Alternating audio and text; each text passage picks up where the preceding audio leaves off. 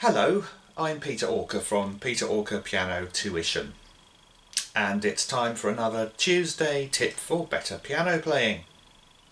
Well, this is kind of part of sort of a mini series of Tuesday tips, which I started last time, whereby I take a piece of music I've never played before and show the process that I would go through to achieve a performance of it. And the piece I've chosen was the Allemande from Bach's French Suite number 5, a piece I've never actually played before, genuinely never played, although I have listened to it in the past.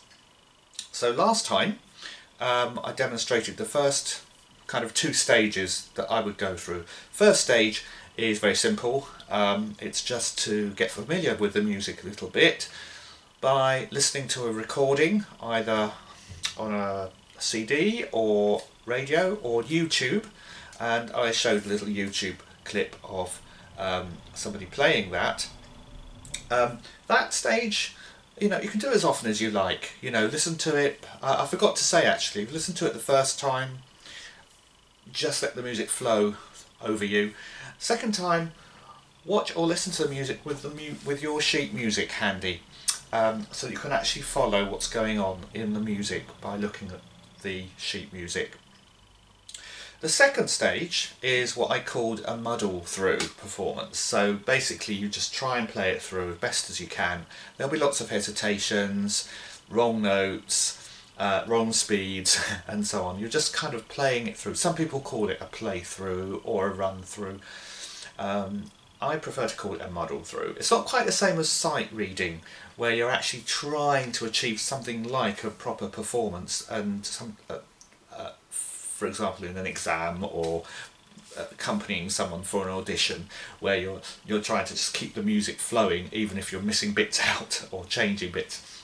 So it's a bit different from that. You are trying to play accurately, but you're just literally, as I said, muddling through it. So now we've reached what I call stage 3, which is where the really serious work starts. And by the way, once you've done that first muddle through performance, don't do that again. Okay, from now on everything you play should be accurate in timing and in notes, and the only limitation is the tempo or the speed. So what I recommend you would do is to find the actual speed of the music and then apply what I call the rule of 50%, or the 50% rule, which will be to halve that speed. Now for this I would use a metronome. You can either use one like this, a traditional mechanical metronome, or if you prefer, you can get a lot of metronome apps free of charge for your smartphone. I use both sometimes. And here's another bit of personal preference coming in. You can either have the metronome playing, ticking, while you are playing along with it, or I prefer to just set the speed on the metronome, find the speed, and then turn the metronome off, and just so use it just to establish the speed. But that's personal preference to you. But before you do that, there's a stage even before that, which is to grab the music and a pencil and go through the music one hand at a time. No attempts to play in time or anything like that. Basically what you're doing is just checking what fingering to use. Now there will be, depending on the edition of the music that you're using, there will be some fingering that's been printed in by an editor. Don't regard that as being set in stone. You can change that, of course. Fingering is very often a matter of personal preference, depending on the shape of your hand and the size of your hand. And what you find with this style of music is that the music tends to fall into kind of 3 kinds of figuration. There's arpeggio.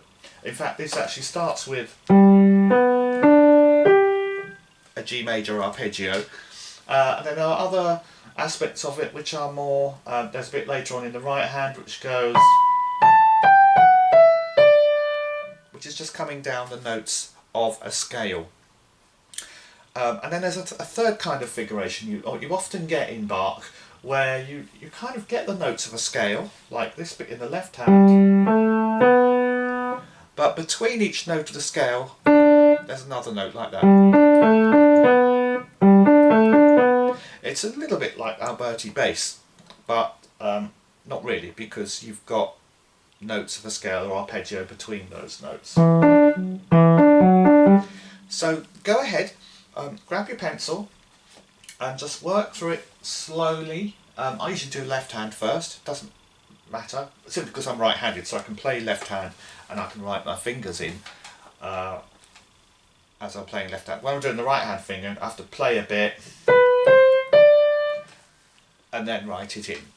So I'm going to go ahead and do that, but that would be very boring to watch on a video, so I'm going to just stop the video there and then start the camera again when I'm ready to move on to the next stage properly. So I'm going to put my fingering in first. Okay, so see you in a moment. Okay, welcome back. Hope you've put all your the fingering in. Don't worry, I mean, always do it in pencil, and don't worry if you find when you play it later on it doesn't quite fit properly. You can rub it out, put better ones in if you need to. Okay, so we're ready to actually start some of the real sort of solid work on this. So I'm going to grab my smartphone with the metronome on. I've set it to what I think will be the eventual speed of this piece, which is a quaver beat of 120. And that's this speed here. Okay, those are quavers, remember, not crotchets. So as most of the figuration of this piece is in semiquavers, our semiquavers are going to be going 1 and 2 and 3 and 4 and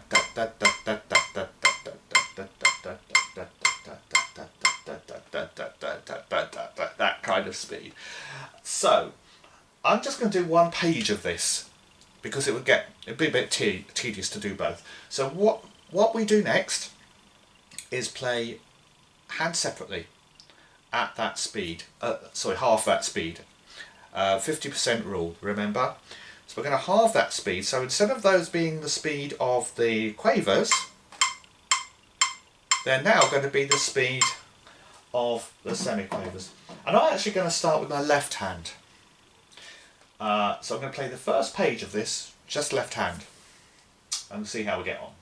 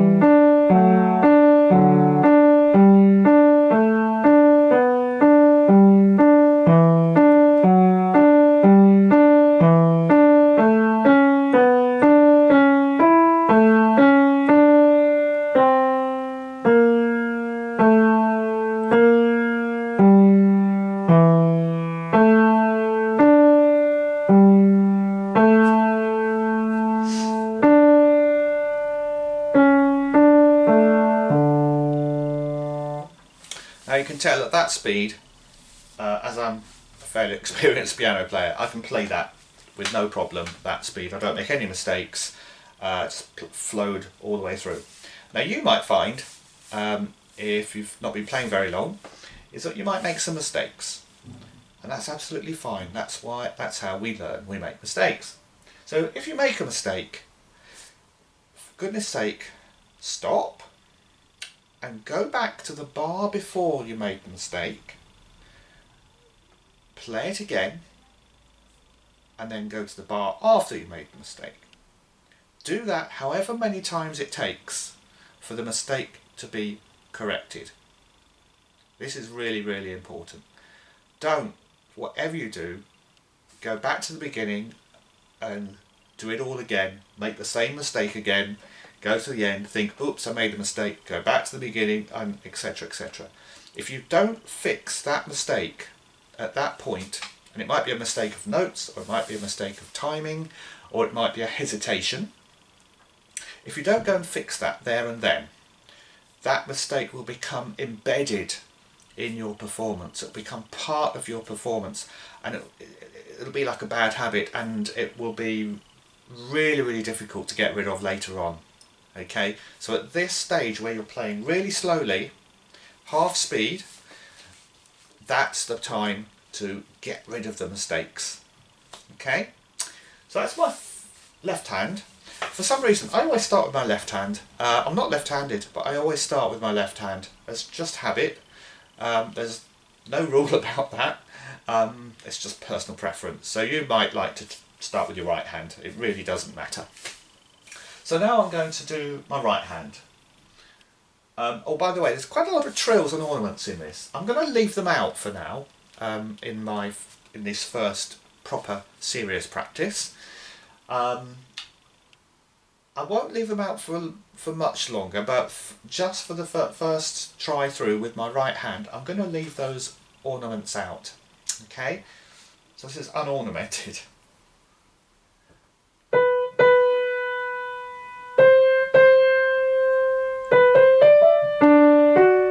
Now you heard a little blip there, so I'm going to go back, start again.